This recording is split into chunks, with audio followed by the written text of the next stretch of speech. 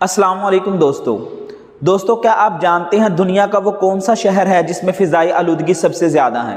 आपको ये जानकर हैरानगी होगी कि दुनिया में सबसे ज़्यादा फ़िज़ाई आलूदगी पाकिस्तान के शहर लाहौर में है। इस लिस्ट में दूसरे नंबर पर चाइना का शहर बीजिंग और तीसरे नंबर पर इंडिया का शहर दिल्ली है।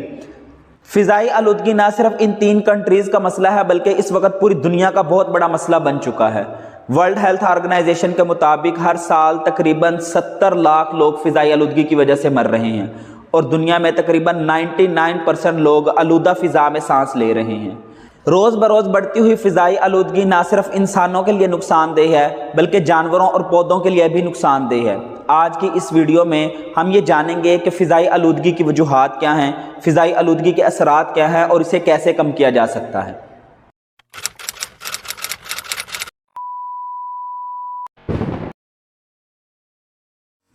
दुनिया में इस्तेमाल की जाने वाली तकरीबन 80% एनर्जी फोसल फ्यूल से हासिल की जाती है। फोसल फ्यूल्स में कोल, नेचुरल गैस और ऑयल जैसा कि पेट्रोल और डीजल वगैरह शामिल हैं। जब फोसल फ्यूल्स को बर्न किया जाता है, उसको जलाया जाता है, तो उससे सल्फर, नाइट्रोजन और कार्बन के ऑक्साइड्स पैदा होते हैं जो कि एयर पोल्यूशन का बाइस है। तकरीबन 40% फोसल फ्यूल्स का इस्तेमाल इंडस्ट्रीज़ में किया जाता है, 30% फोसल फ्यूल्स का इस्तेमाल गाड़ियों में, इसके अलावा घरों और दूसरे कामों के लिए फोसल फ्यूल्स का इस्तेमाल किया जाता है और यही एयर पोल्यूशन की मेन वजह है।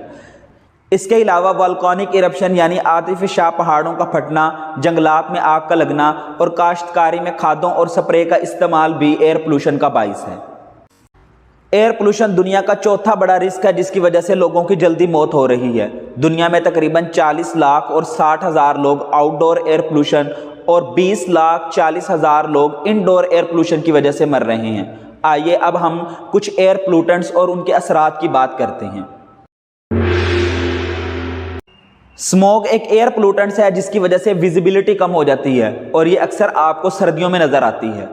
स्मोक दो कंपोनेंट का मिक्सचर है, स्मोक और फोग, और लफ्ज़ स्मोक भी इन दो कंपोनेंट के नाम से ड्राइव किया गया है। स्मोक के पहले दो लेटर एस और एम लिए गए हैं जबकि फॉग के आखिरी दो लेटर ओ और जी लिए गए हैं और इन लेटर्स को मिला के लफ्ज़ स्मोक बनाया गया है। स्मोक दो तरह की होती है। नंबर एक सल्फ्यूरस स्मोक जिसे लंदन स्मोक भी कहा जाता है और नंबर दो फोटोकेमिकल स्मोक जिसे लॉस एंजलस स्मोक भी कहा जाता है। फोसल फ्यूल्स के जलने से सल्फर के ऑक्साइड्स पैदा होते हैं और जब फिजा में सल्फर के ऑक्साइड्स की मिकदार बहुत ज़्यादा हो जाती है तो उसकी वजह से सल्फ्यूरस स्मोक बनती है। फोसल फ्यूल्स के जलने से पैदा होने वाले नाइट्रोजन के ऑक्साइड जब सूरज की रोशनी की मौजूदगी में वोलेटाइल ऑर्गेनिक कंपाउंड के साथ रिएक्ट करते हैं तो इस रिएक्शन के नतीजे में पैदा होने वाली स्मोक को फोटोकेमिकल स्मोक कहा जाता है।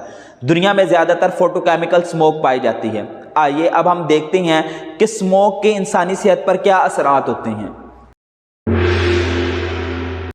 स्मोक आंखों और गले में जलन का बाइस हो सकती है। स्मोक से सीरियस हार्ट प्रॉब्लम्स पैदा हो सकती हैं और सीरियस लंग्स प्रॉब्लम्स पैदा हो सकती हैं। स्मोक अस्थमा के मरीजों के लिए बहुत ज़्यादा ख़तरनाक हो सकती है और स्मोक की वजह से दरख्त भी तबाह हो सकते हैं।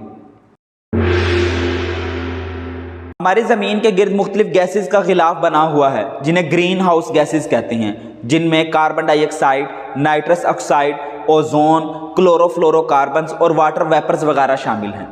ग्रीन हाउस गैसेस हमारी ज़मीन के लिए बहुत ज़रूरी हैं। ये ज़मीन का टेम्परेचर मेंटेन रखने में अहम किरदार अदा करती हैं।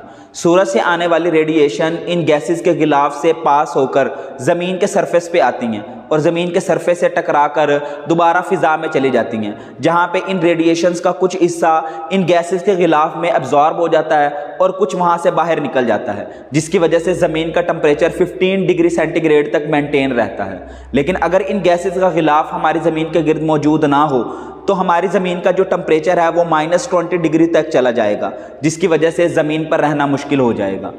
लेकिन गाड़ियों, फैक्ट्रियों और घरों में फोसल फ्यूल्स के जलने की वजह से रोज़ बरोज़ इन गैसेस में इजाफा होता जा रहा है, जिसकी वजह से हमारी ज़मीन के गिर्द जो इन गैसेस का गिलाफ है उसकी थिकनेस बढ़ती जा रही है, वो मोटी होती जा रही है। इसकी वजह से सूरज की रेडिएशन ज़मीन पर तो आ जाती हैं लेकिन रिफ्लेक्ट होने के बाद वो सारी रेडिएशन इसी गिलाफ में अब्जॉर्ब हो जाती हैं, इस गिलाफ से बाहर नहीं जा पाती, जिसकी वजह से ज़मीन का जो एवरेज टेम्परेचर है वो बढ़ता जा रहा है। इस इफेक्ट को ग्रीन हाउस इफेक्ट कहा जाता है या ग्लोबल वार्मिंग कहा जाता है। ग्रीन हाउस इफेक्ट की वजह से ज़मीन के टेम्परेचर में सालाना 0.05 डिग्री सेल्सियस का इजाफा हो रहा है। ग्रीन हाउस इफेक्ट की वजह से ग्लेशियर्स और आइसबर्ग पिघल रहे हैं, जिसकी वजह से सैलाब के ख़तरात बढ़ रहे हैं, और ग्रीन हाउस इफेक्ट की वजह से समुद्रों का लेवल भी बढ़ रहा है, जिसकी वजह से समुद्रों के करीब आबादियों के डूबने का खदशा है। ग्रीन हाउस इफेक्ट की वजह से मौसमों में भी तब्दीलियाँ आ रही हैं। जब मौसम गर्मा होता है तो शदीद गर्मी पड़ती है, और जब मौसम सरमा होता है तो शदीद सर्दी पड़ती है, यानी मौसमों का तवाज़न बिगड़ता जा रहा है। फॉसल फ्यूल्स के जलने से सल्फर, कार्बन और नाइट्रोजन के ऑक्साइड्स पैदा होते हैं। ये ऑक्साइड जब फिजा में मौजूद वाटर मॉलिक्यूल के साथ रिएक्ट करते हैं तो एसिड बनाते हैं। सल्फर के ऑक्साइड सल्फ्यूरिक एसिड, नाइट्रोजन के ऑक्साइड नाइट्रिक एसिड और कार्बन के ऑक्साइड कार्बोनिक एसिड बनाते हैं। यही एसिड जब बारिश के साथ ज़मीन पर आते हैं तो एसिड रेन का बाइस बनते हैं। एसिड रेन पौधों के लिए बहुत नुकसानदेह होती है। एसिड रेन ज़मीन में मौजूद तमाम न्यूट्रिएंट्स को अपने साथ बहा के ले जाती है, जबकि ये न्यूट्रिएंट्स पौधे की ग्रोथ के लिए बहुत ज़रूरी होते हैं। एसिड रेन की वजह से इंसानों और जानवरों में सांस के मसाइल पैदा होते हैं। एसिड रेन की वजह से मेटल को जंग लगता है और पत्थरों से बनी हुई बिल्डिंग डैमेज होती हैं। प्राइवेट गाड़ी के बजाय पब्लिक ट्रांसपोर्ट का इस्तेमाल किया जाए, गाड़ियों की प्रॉपर मेंटेनेंस करवाई जाए, कूड़ा करकट को जलाने से परहेज़ किया जाए, ज़्यादा से ज़्यादा दरख्त लगाए जाएं और ऐसे एनर्जी के सोर्सेज इस्तेमाल किए जाएं जो इन्वायरमेंट फ्रेंडली हैं, जैसा कि सोलर एनर्जी, विंड एनर्जी। कुदरत ने इस ज़मीन को बहुत खूबसूरत और इंतहाई बैलेंस बनाया है, लेकिन हमारी लापरवाहियों की वजह से इस ज़मीन में बिगाड़ पैदा होता जा रहा है। हमें सुधर जाना चाहिए, इससे पहले कि ज़मीन में इतना बिगाड़ पैदा हो जाए कि हमारा यहाँ रहना ही मुश्किल हो जाए। अपने इर्द गिर्द के माहौल को साफ़ रखना हम सब की जिम्मेदारी है। मुझे उम्मीद है कि ये वीडियो आपके लिए बहुत हेल्पफुल साबित हुई होगी। ऐसी मोर एजुकेशनल और इंटरेस्टिंग वीडियो देखने के लिए हमारे चैनल को सब्सक्राइब करें। Thank you very much.